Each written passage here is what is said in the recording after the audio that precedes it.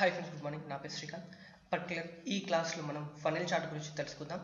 So funnel chart అనేది మనం first ఇక్కడ చూడండి, విజువలైజేషన్స్లో ఫనెల్ అని ఉంటుంది. సో ఈ ఫనెల్ చార్ట్ అనేది సెలెక్ట్ చేసేసుకున్నట్లయితే తర్వాత నెక్స్ట్ మనం ఏంటంటే ఇందులోకి కంట్రీస్ అండ్ సేల్స్ తీసేసుకుంటున్నాం.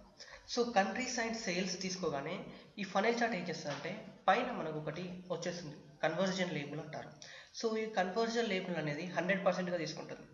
100%గా తీసేసుకొని మొత్తం మన సేల్స్లో ఉన్న టాప్ సేల్స్ని 100%గా తీసేసుకొని తర్వాత టాప్ 2లో సేల్స్ని 99%, 99.43%గా, తర్వాత నెక్స్ట్ ఏంటంటే 93.3%గా, తర్వాత నెక్స్ట్ మనకు 93.9%గా, తర్వాత నెక్స్ట్ మనకు 83%గా. సో ఇలా మనకు పర్సంటేజ్ వైజ్గా డివైడ్ చేసేసుకొని చూపిస్తూ ఉంటుంది. సో ఇదే ఫనెల్ చార్ట్లో ఇంకా దీని యొక్క ఫార్మాట్లోకి వెళ్ళేస్తే ఆప్షన్స్, ఫార్మాట్లో చూసుకున్నట్టయితే కొన్ని ఆప్షన్స్ చూసుకుందాం. So okay, so category labels. ఓకేనా, చూడండి ఈ యొక్క కేటగిరీ లేబుల్స్ అనేది మీకు తెలియకపోతే ఒక్కసారి ఆన్ చేసేసుకొని ఆఫ్ చేసేసుకోండి. అంటే ఆన్ ఆఫ్ చేసేయడం చూడండి, ఇవన్నీ కేటగిరీ లేబుల్స్ అంటారు. సో ఈ యొక్క కేటగిరీ లేబుల్స్ యొక్క కలర్ చేంజ్ చేసుకోవాలా అంటే మనకు నచ్చిన కలర్ అనేది సెట్ చేసుకోవచ్చు. చూడండి ఇప్పుడు మనకి కేటగిరీ లేబుల్ అనేది ఫోకస్ మోడ్లో పెడుతున్నాం. సో ఈ కేటగిరీ లేబుల్ అనేది మనకు సైజ్ పెంచుకోవాలి, ఎందుకంటే కనబడట్లేదు కదా. సో కేటగిరీ లేబుల్స్ అనేది ఎలా ఉంది అనేది తెలుసుకోవాలంటే దాని యొక్క సైజ్ అనేది పెంచుకోవాలి. తర్వాత ఫాంట్ ఫ్యామిలీ. సో ఈ యొక్క కేటగిరీలోకి యొక్క లేబుల్ యొక్క ఫాంట్ అనేది నాకు బాగాలేదండి, సో నాకు ఏరియల్ కావాలా, సో ఏరియల్ ఫాంట్ అనేది సెలెక్ట్ చేసేసుకోండి. Data colours. సో చూడండి ఇవన్నీ డేటా కలర్స్ అంటారు. సో ఈ యొక్క డేటా కలర్స్ని మనం చేంజెస్ చేసుకోవాలంటే షో ఆల్ అని క్లిక్ చేసినట్లయితే different types of data colours వచ్చేస్తాయి. సో మనకు నచ్చిన దానికి మనకు నచ్చిన కలర్ అనేది ఇవ్వవచ్చు. ఓకేనా, సో ఇలా మనకు నచ్చిన కలర్ అనేది ఇవ్వడానికి డేటా కలర్ అనేది ఉపయోగపడుతుంది. తర్వాత next data label. So data label, so what is data label అని అనుకున్నట్లయితే మనం అప్లై చేసే కాలంలో ఏదైనా ఒక నంబర్, అంటే ఇప్పుడు నేను సేల్స్ కాలం అప్లై చేశానండి. సో సేల్స్ కాలంలో చూసుకున్నట్లయితే కొంత అమౌంట్ అనేది ఉన్నది, అంటే యునైటెడ్ స్టేట్స్ ఆఫ్ అమెరికాకు ఇన్ని సేల్స్ ఉన్నాయి, కెనడాకు ఇన్ని సేల్స్ ఉన్నాయి, ఫ్రాన్స్కు కొంత సేల్స్ ఉన్నాయి, జర్మనీకి కొంత సేల్స్ ఉన్నాయి, మెక్సికోకి కొంత సేల్స్ ఉన్నాయి. సో ఆ సేల్స్ అనేవి మనకు చూపించాలి ఎంత ఉన్నాయి ఆ యొక్క సేల్స్. ఫర్ ఎగ్జాంపుల్కి యునైటెడ్ స్టేట్స్ ఆఫ్ అమెరికాకు ఒక 5 మిలియన్స్ ఉన్నాయి సేల్స్. సో ఆ 5 మిలియన్స్ని డేటా లేబుల్ అంటారు. మీకు ఇంకా ఏమైనా డౌట్స్ అని అనుకున్నట్లయితే చూడండి, ఇక్కడ 23 మిలియన్స్ 28 మిలియన్స్ అని చూసారా, దాన్ని డేటా లేబుల్ అంటారు.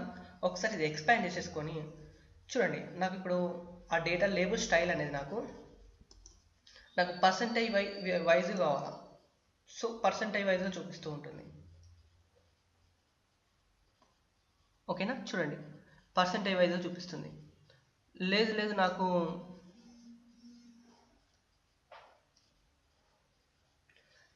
నాకు పర్సంటేజ్ విత్ డేటా వాల్యూ కూడా కావాలా. సో ఇలా చూపిస్తూ ఉంటుంది. సో మళ్ళీ ఆ కలర్ కూడా, వాటి కలర్ కూడా చేంజ్ చేసుకోవచ్చు. తర్వాత నెక్స్ట్ డిస్ప్లే యూనిట్స్. ఒక్క నిమిషం అండి, దీని యొక్క టెక్స్ట్ సైజ్ పెంచుకుందాం. So display units.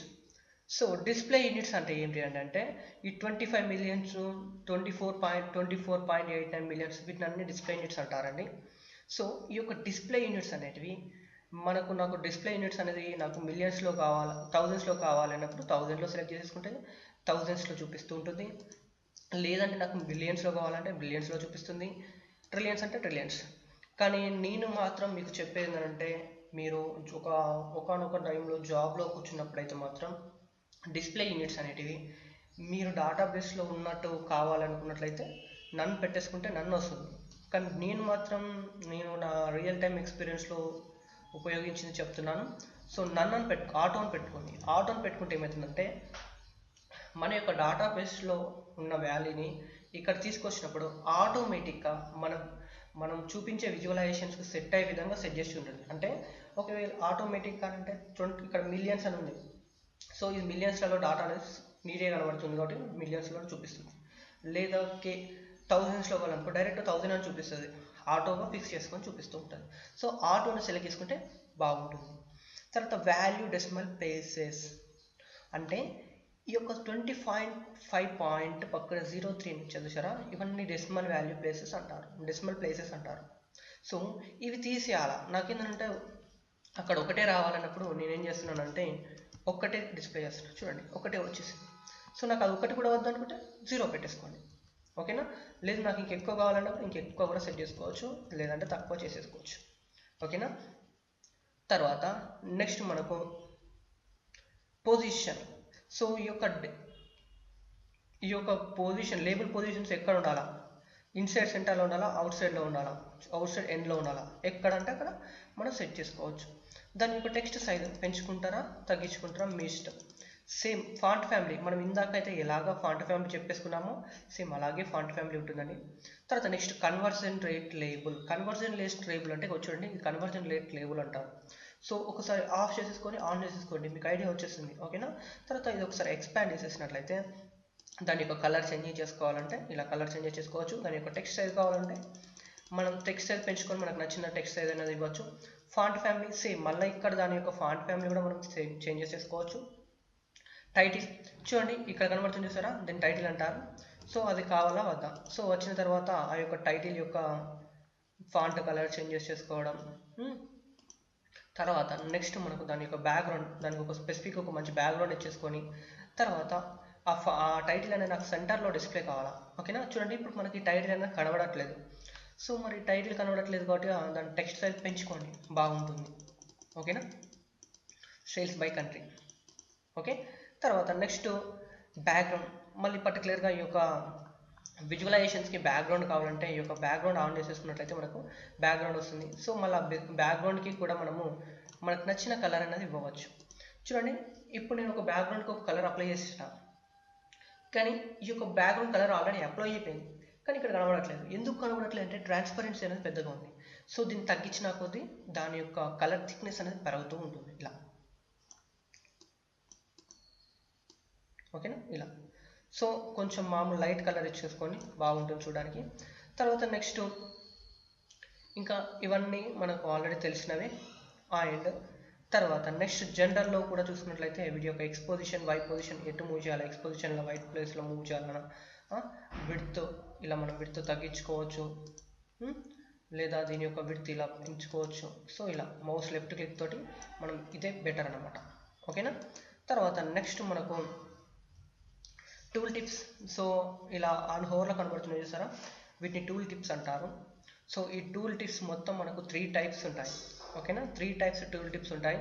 సో ఈ 3 టైప్స్ అనేది ఎలా ఉంటాయి అనేది నేను టూల్ టిప్ చేసినప్పుడు ఫర్దర్ సెషన్లో చెప్తాను. ఓకేనా. చూడండి ఇక్కడ ఉంటుంది tool tip. So tool tip ఇక్కడ ఉంటుంది. తర్వాత నెక్స్ట్ ఇదే ఆన్ హోవర్లో మనం మల్టిపుల్ విజువలైజేషన్స్ కూడా నేను ఆల్రెడీ వీడియో ఇంగ్లీష్లో చేశాను, మనం తెలుగులో చేయలేదు. సో మనం తెలుగులో చేసే ముందు మొత్తం టూల్ టిప్స్ ఎన్ని టైప్స్ ఉంటాయి, అవి ఎలా యూజ్ అవుతాయి, మన రియల్ టైమ్ ఎన్విరాన్మెంట్లో ఎలా యూజ్ చేసుకోవాలా, ఒక జాబ్లోకి వెళ్ళినప్పుడు మనకు ఎలాంటి క్వశ్చన్స్ వస్తాయి, సో ఈ టూల్ టిప్ అనేది మనకు ఎలా ఉపయోగపడుతుంది అనేది నేను అక్కడ మీకు ఎక్స్ప్లెయిన్ చేస్తాను.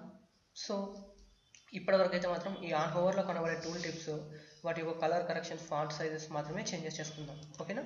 సో ఈ యొక్క టూల్ టిప్లో చూడండి రిపోర్ట్ పేజెస్ సెలెక్ట్ చేసుకోండి. ఓకేనా. రిపోర్ట్ పేజ్ అయినా పర్లేదు, డిఫాల్ట్ పెట్టుకున్నా పర్లేదు. రిపోర్ట్ పేజ్ అంటే మాత్రం నేను చెప్తాను. ఈ యొక్క పేజ్ అనేది మనం టూల్ టిప్లో యాడ్ చేసుకొని ఎలా చూపిస్తారు అనేది, అప్పుడు ఆన్ హోవర్లో మల్టిపుల్ పేజెస్ కూడా ఎలా చూపిస్తారు, ఆన్ హోవర్లో ఇంకొక పేజ్లో ఉన్న విజువలైజేషన్స్ ఎలా చూపిస్తారు చెప్తాను. తర్వాత సో లేబుల్ కలర్ వచ్చేసి నేను ఒక కలర్ ఇచ్చేసుకున్నాను, వాల్యూ కలర్ ఒక కలర్ ఇచ్చేసుకున్నాను, దాని యొక్క లేబుల్ సైజ్ పెంచుకున్నాను, ఫాంట్ ఫ్యామిలీ ఏరియర్ ఇచ్చాను. సో బ్యాక్గ్రౌండ్ చూడండి వైట్ కలర్ ఇచ్చాను. చూద్దామా ఒకసారి మరి చేంజ్ అయిందో లేదో చెక్ చేసుకుందామా. చూడండి చూసారా మొత్తం చేంజ్ అయిపోయాయి. సో ఇలా మనకు నచ్చిన విధంగా మనకు ఈ యొక్క ఫనెల్ చార్ట్లో కనుక మనము ఉపయోగించుకోవచ్చు. సో మళ్ళీ ఒకసారి చిన్న క్లోజ్ చేసేసుకుందాం. సో ఫనెల్ చార్ట్లో మనకు ఫస్ట్ ఏంటంటే కన్వర్జన్ లేబుల్ అనేది ఉంటుంది. సో ఇది 100%గా తీసేసుకుంటుంది.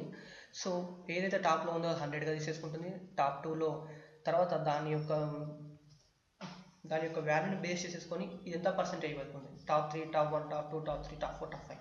సో అలా పర్సెంటేజ్ వైజ్గా చూపిస్తుంది. అంటే ఇది 100%లో ఇది 100% అంటే ఇది ఎక్కువ సేల్స్ ఉంది. తర్వాత ఇది 99.43% ఉంది.